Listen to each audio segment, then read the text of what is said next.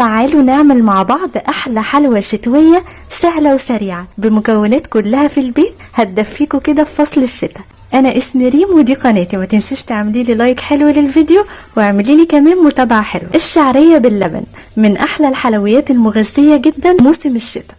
كوبايتين من الشعرية، الكوبايتين دول حوالي نص كيس شعرية من كوبايات العصير، والمقدار اللي معايا ده نص كيس شعرية. السكر حسب الرغبة للتحلية، ممكن نص كوباية وممكن كوباية كاملة. هنا معلقتين كبار من السمنة، وممكن تعملوا ميكس ما بين السمنة والزيت بتبقى خطيرة. الحلة عندي على النار هتنشف بس من عليها المية، وهنزل بعد كده بمعلقتين كبار من السمنة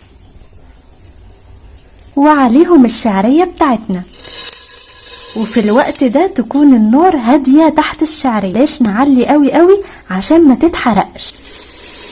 هندي تشويحة حلوة للشعرية كده من فوق لتحت ومن كل الجوانب. عاوزة لونها ذهبي فاتح كده، بلاش تغمقوها كتير عشان توصلوا لدرجة اللون ديت اللي هي الجلد الخفيف دي. لازم النار تكون هادية جدا تحتها. مع المتابعة والتقليب المستمر هتلاقيها وصلت معاكي للشكل ده. هنزل عليها بالمية، اول كوباية مية، تاني كوباية مية، التالتة، رابع كوباية مية. هخلي النار متوسطة تحتيها تغلي كده وتنفش وتستوي خالص. كمية المية دي معقولة جدا على كوبايتين الشعرية. وعاوزة اقول لكم كمان لو مقدار المية جه منكم كتير شوية مفيش مشكلة ان هي تبقى طرية معاكم، كده كده هندخلها في اللبن وهتبقى خطيرة. من الاول نظبط مقدار المية. عندي حلة تانية هننزل بنص كوباية من السكر، عليها 3 كوبايات او 4 كوبايات من الحليب او اللبن.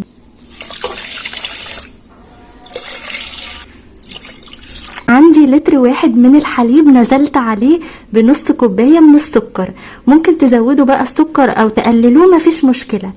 هنزل بمعلقة كبيرة هرمية من نشا الذرة، اقلبهم على البارد قبل ما ارفعهم على النار عشان النشا ما يكلكعش. معلقة النشا الواحدة مش هتديكوا القوام التقيل جدا جدا زي المهلبية، هتحسوها برضو تقيلة بس في نفس الوقت قوامها كريمي وحلوة. الشعرية بتاعتنا وهي في نص التسوية اتشربت كده وجميلة جدا، سايباها على البخار كده على نار هادية جدا عشان تكمل تسوية. الفلة كده وجميلة قوي. رفعت اللبن بالنشا على النار وتكون النار هادية تحت. بدوب النشا في اللبن على البارد الاول، وبعد كده برفعه على النار مع التحريك المستمر عشان ما يكلكعش معايا. النار في الوقت ده تكون متوسطة تحتي. له هيتقل بس مش التقل بتاع المهلبية، مش عاوزاكوا تستنوا عليه لما يتقل، لا احنا هنسويه مرة تانية مع الشعرية. هنا بس مرحلة تسخين مش اكتر. استوت قوي قوي معايا، فلفلت وبقت جميلة جدا. انزل عليها بالحليب السخن ولازم يبقى بيغلي. انزلوا عليها كده مرة واحدة او بالتدريج مفيش مشكلة. اول ما ضفنا الحليب كده على الشعرية لازم تكون النار متوسطة تحتيها مايلة للهادية. القوام بتاع الحليب هيشد كده ويتقل وهتبقى بالشكل الهايل ده. الطعم عامل ازاي ولا الريحة، وكمان القوام خطير. مش بنغليها كتير على النار، اول ما تغلي وتعمل فقاعات كده بسيطة هنقفل عليها النار، هنصبها في الكاسات ونشوف. من احلى الحلويات الشتوية في فصل الشتاء، سهلة وسريعة وبسيطة وما خدتش اي وقت معانا. شايفين عاملة ازاي؟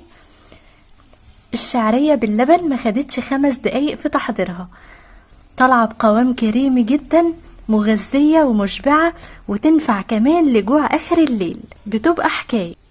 حلويات سهلة وبسيطة ما خدتش اي وقت معانا، طعمها لذيذ جدا ومشبعة. لو حابين تزينوها بشوية مكسرات، جوز هند او زبيب او سوداني زي ما تحبوا، او لو عاوزين سادة كده بتبقى خطيرة.